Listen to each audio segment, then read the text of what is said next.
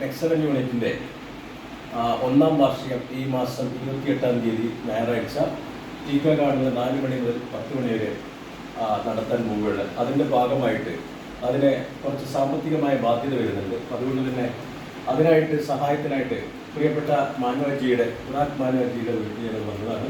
അദ്ദേഹം ഇത്തരം സൽക്കർമ്മങ്ങളോട് ഏറ്റവും സഹകരിക്കുന്ന ഒരു വ്യക്തിത്വമാണ്.